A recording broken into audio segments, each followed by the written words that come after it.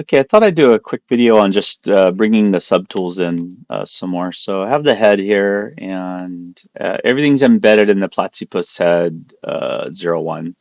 There's the eyeballs, there's the bill. You see there's subtle changes there. And I had started the body earlier, so I've had this body here, had the Z spheres, is it this one? Skin, platypus. So what I'll do is go in here, maybe to this bottom one here, and we'll go append again. Great word, right? And the UI stays up. There you go. Grab the body, and bam, we have a body. That's already. I hit Alt Tab, switches the subtools out. Whoa, is there a problem there? No. Okay, there we go. So I can just go in here, and he's kind of got a body that's relatively close.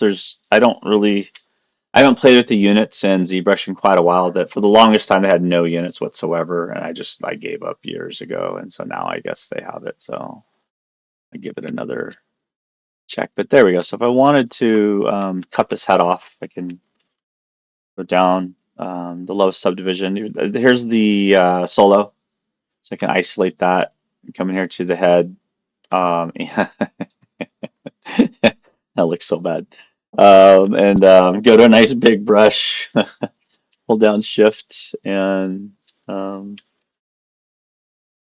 see if I can get the brush big enough here. Here we go, and just smooth it out, wipe it out, basically. And again, the smoothing brush, even at 10% strength, look at what it does to it, just like totally destroys it.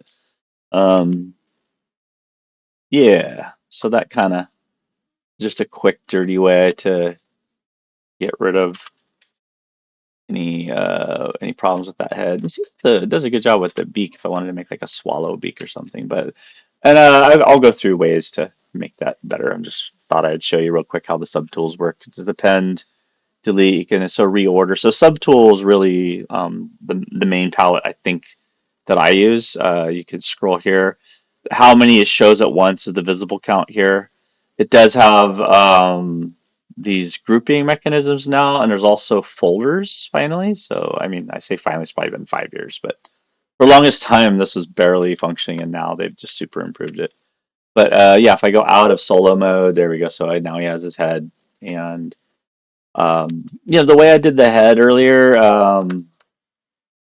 I don't really, Z spheres I'm showing you just to get you started, but the way I did the head is how I would normally sculpt something, more so than using Z spheres to make this all this weird geometry. But Z spheres is the reason it's useful is because if I did switch to Z spheres, I can use this to rig the character, right? So yeah, so again, looking, seeing where things are at in here, and getting to the right model.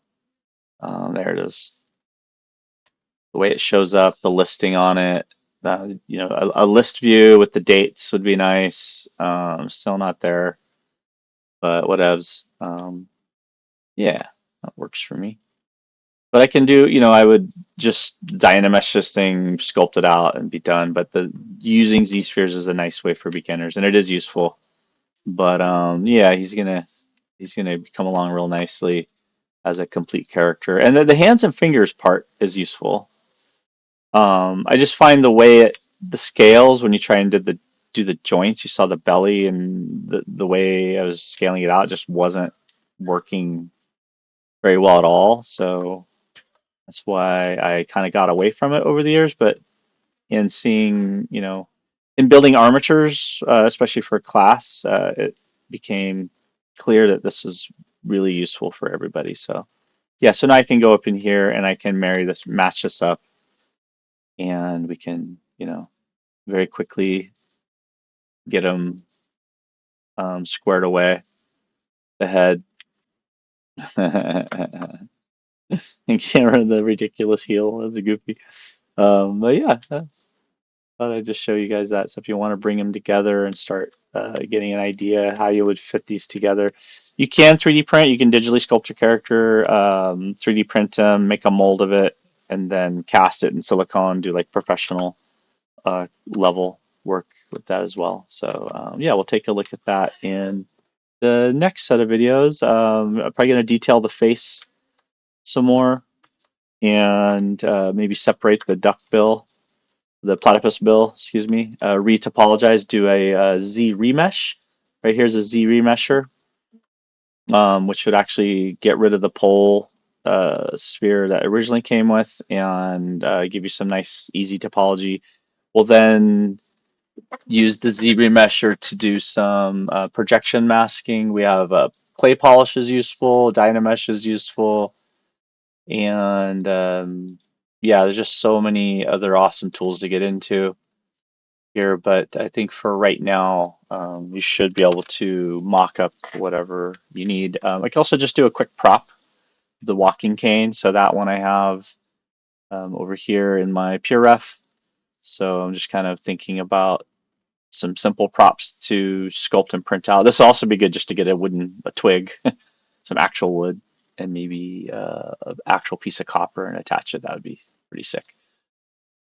But yeah, that's all fun. Right? So we're kind of moving towards the platypus character. I do have the hat already made with leather, not fully made, but the brim of the top hat with real leather with the wire mesh inside, so it can be animated.